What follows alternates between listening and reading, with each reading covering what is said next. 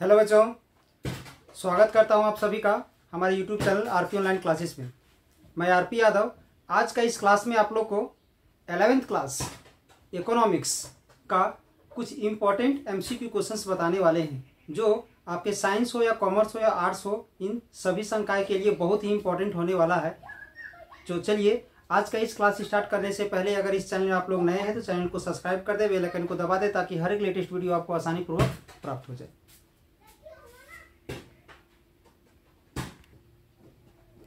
First question है, क्या है, ध्यान दोगे। भारत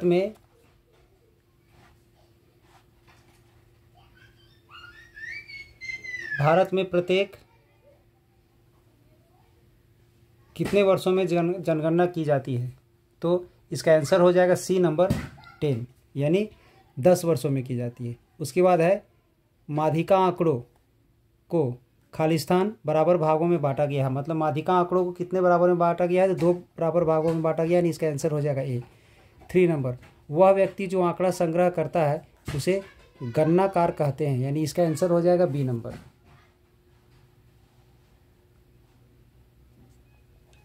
वर्ग अंतराल 70 और 80 का मध्य बिंदु क्या है? मतलब इसका बीच का बिंदु, तो क्या होगा? इसका 75 हो जाएगा।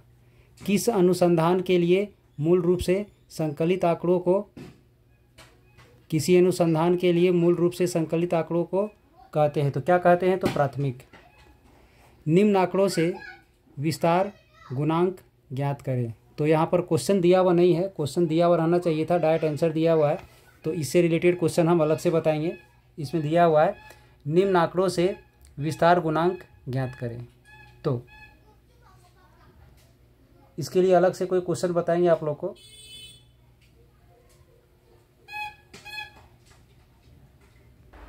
ध्यान दोगे, एक क्वेश्चन हम लिए हुए हैं, निम्न आंकड़ों से विस्तार एवं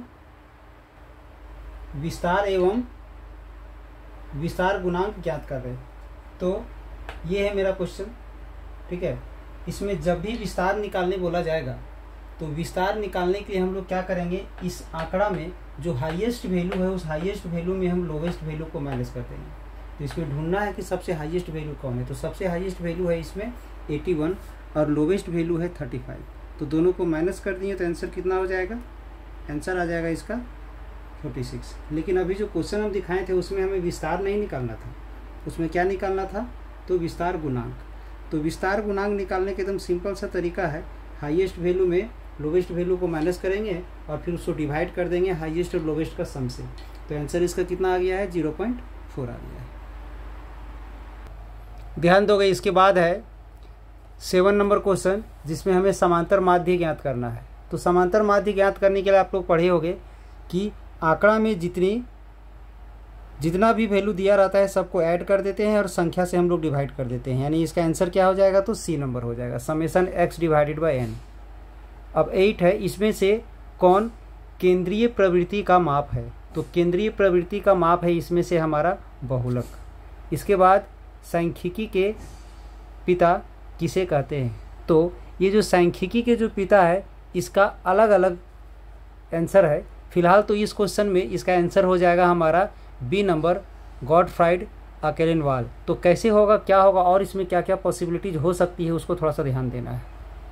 अगर पूछा जाए कि फादर्स ऑफ स्टैटिस्टिक्स क्या है, तो जैसा कि अभी बताया गया था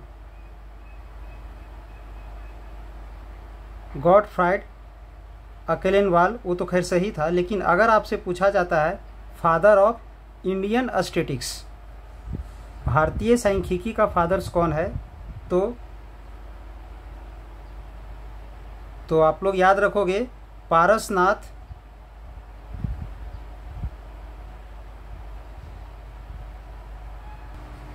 ध्यान रखोगे फादर्स ऑफ इंडियन स्टैटिस्टिक्स अगर बोला जाएगा तो प्रसन्नता चंद्रा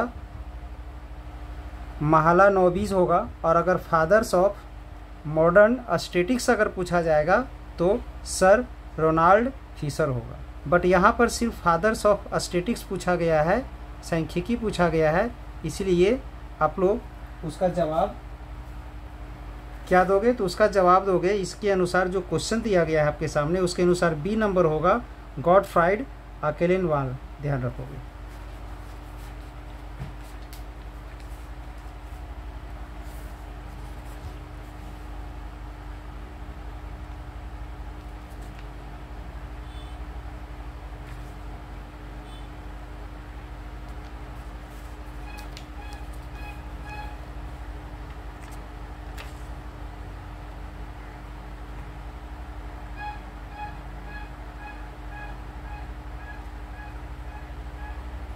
इसके बाद ध्यान दोगे, अगर पूछा जाता है दो चरों के बीच पारस्परिक संबंध को प्रकट करने वाले चित्र को क्या कहते हैं, तो वो होगा विक्षेप चित्र।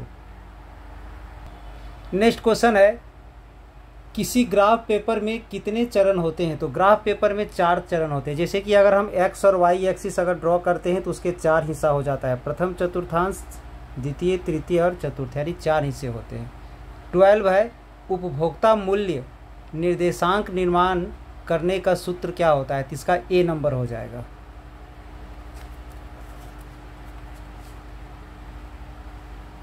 इसके बाद है 13 का, श्रेणी का n/4वां पद क्या है? तो प्रथम चतुर्थांश। समग्र के एक छोटे से भाग को क्या कहते हैं? तो निर्दश या तो प्रतिदर्श, यानी बी नंबर। निम्न में से कौन सा चर खंडित है? तो छात्रों की संख्या, यानी सी नंबर। किस अर्थशास्त्री ने कल्याण संबंध परिभाषा प्रस्तुत किया था? तो बी नंबर होगा, एल्फ्रेड मार्शल। 17 में है, तथ्यों को उनकी समानता एवं विशेषताओं के आधार पर क्रमबद्ध करने की प्रक्रिया क्या कहलाती है? तो वर्गीकरण। एक श्रेष्ठ प्रश्नावली के गुण क्या हैं? तो सरलता, प्रश्नों का उचित क्रम, प्रश्नों की सीमित संख्या, ये लगभग सभी होंगे, यानी इसका डी नंबर होगा। किस अर्थशास्त्री के अनुसार उपकिरण पदों विचरण का माप है? तो बावले के अनुसार। एक क्वेश्चन है 20 नंबर, ध्यान दोगे, निम्नलिखित आंकड़ों से संबंध समांतर माध्य ज्ञात करना है। तो समांतर माध्य ज्ञात करने का एक सिंपल सा फॉर्मूला होता है, ध्यान दोगे। अभी जो आंकड़ा दिखाया गया था उस आंकड़ा का अगर समांतर माध्य अगर निकालना हो तो हम लोग कैसे निकालेंगे? सबसे पहले ये जो अंक जो दिया था उसे हम लोग ले लेंगे, ठीक है। और अंक में जो अंतराल जो दिया हुआ है, इस अंतराल का मध्य बिंदु लेंगे 5, इस अंतराल का मध्य बिंदु 15, इस अंतराल का मध्य बिंदु 25, ठीक है। इसे हम लोग xi मान लेंगे। छात्रों की उसमें जो संख्या दी हुई है उस छात्रों की संख्या को हम लोग fi से रिप्रेजेंट करेंगे, जिसे हम लोग हिंदी में बारंबारता यानी इंग्लिश में फ्रीक्वेंसी कहते हैं। ये ले लिए। अब इसमें हम लोग क्या निकालेंगे? xi इंटू fi निकालेंगे, मतलब इसको इससे मल्टीप्लाई करेंगे तो 10 आएगा, इसको इससे मल्टीप्लाई करेंगे तो 45 आएगा, इसको इससे मल्टीप्लाई करेंगे तो 125 आएगा। सभी को यहाँ पर भी ऐड कर देंगे और इन सबको यहाँ ऐड कर देंगे। ये फॉर्मूला होता है समेशन xi fi और n मतलब इसका सम और समेशन xi fi का मतलब इसका सम। दोनों का वैल्यू पुट करके अगर हम सॉल्व करेंगे तो कितना आ जाएगा? तो 18 आ जाएगा। नेक्स्ट क्वेश्चन है, वह निचली और ऊपरी दोनों सीमाओं का विचार, जब निचली और ऊपरी दोनों सीमाओं पर विचार करते हैं तो ऐसे वर्ग समावेशी कहलाते हैं, मतलब बी नंबर होगा। फिर 22 में है, यदि बहुलक 16 और समांतर माध्य 20 है तो माध्यिका ज्ञात करें। तो इसके लिए एक फॉर्मूला होता है, ठीक है। फॉर्मूला आप लोग ध्यान दोगे और सॉल्व करोगे तो इसका आंसर क्या आएगा? तो 18.6 आ जाएगा, यानी ए नंबर आएगा। ध्यान दोगे, फॉर्मूला होता है माध्य माइनस बहुलक इक्वल टू 3 इंटू माध्य माइनस माध्यिका। तो माध्य का वैल्यू मेरा 20 है, बहुलक का मेरा 16 है और माध्य का फिर से 20, इसको पुट कर दिए, इन दोनों को माइनस किए तो 4 आ गया। और माध्यिका जो हमारा यहाँ पर दिया हुआ है उसे हम m मान लिए हैं।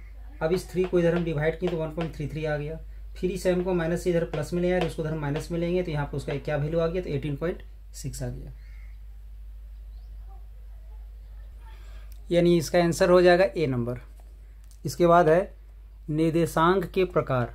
तो इसमें से उपभोक्ता मूल्य निर्देशांक, थोक मूल्य निर्देशांक, औद्योगिक उत्पादन निर्देशांक, लगभग ये सभी हैं, यानी इसका आंसर हो जाएगा डी नंबर, इसमें से सभी।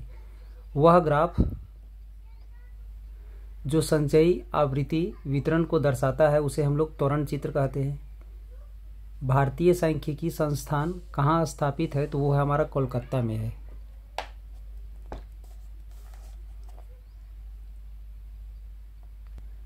इसके बाद नेक्स्ट क्वेश्चन है, इसमें से नकद फसल कौन है, तो नकद फसल हमारा इसमें कपास है। इसके बाद 27 है, विश्व बैंक को किस अन्य नाम से जाना जाता है, तो IBRD। किस नाम से जाना जाता है, तो IBRD के नाम से जाना जाता है। IBRD को हम लोग बोलते हैं international bank for reconstruction and development, यानी अंतर्राष्ट्रीय पुनर्निर्माण और विकास बैंक। नेक्स्ट क्वेश्चन है, सरकार द्वारा सार्वजनिक क्षेत्र के समता हिस्सों को निजी क्षेत्र के हाथों बेचना क्या कहलाता है, तो विनिवेश। इसके बाद है मानव पूंजी निर्माण में बाधा, तो क्या है, बढ़ती जनसंख्या, शिक्षा का निम्न स्तर, ब्रेन ड्रेन, यानी तीनों लगभग इसका इसमें से सभी, यानी इसका डी नंबर हो जाएगा। ऊर्जा के पारंपरिक स्रोत क्या है, तो वाणिज्य स्रोत होगा, ए नंबर हो जाएगा इसका। इसके बाद सरकार द्वारा जो कर व्यक्तियों की आय पर लगाई जाती है उसे हम लोग प्रत्यक्ष कर कहते हैं। निम्न में से कौन सा उद्योग लघु एवं कुटीर उद्योग के अंतर्गत आता है, तो हस्तकरघा। इसके बाद है गरीबी रेखा का संबंध है सापेक्ष निर्धनता और निरपेक्ष निर्धनता दोनों से।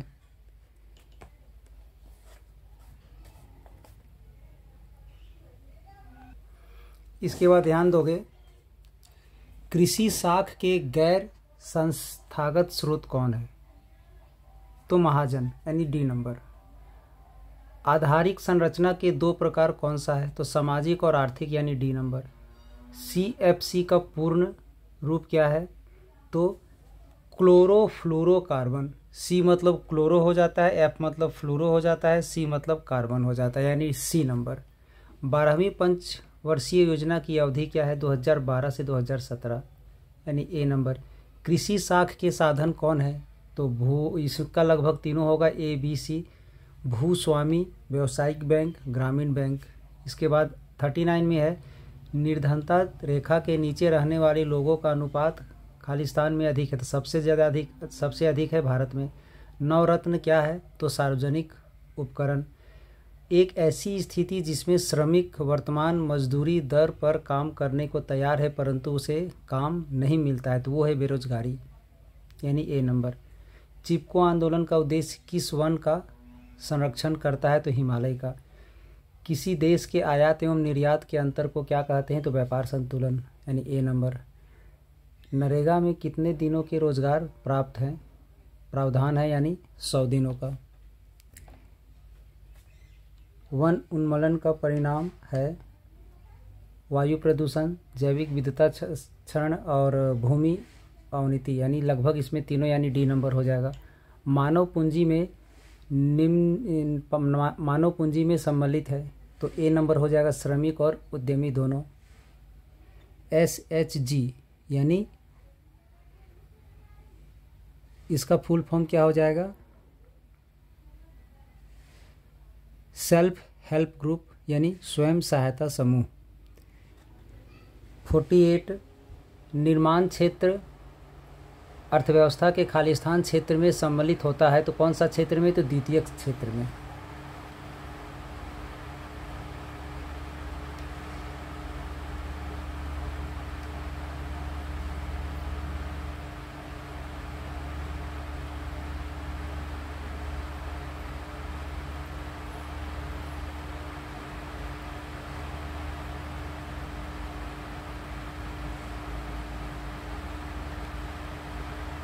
इसके बाद ध्यान दोगे, एक सूचक जो किसी देश के मानव विकास को मापता है उसे हम लोग HDI कहते हैं। इसके बाद है लास्ट क्वेश्चन, प्रति व्यक्ति आय किस देश में अधिक है? तो वो है चीन में।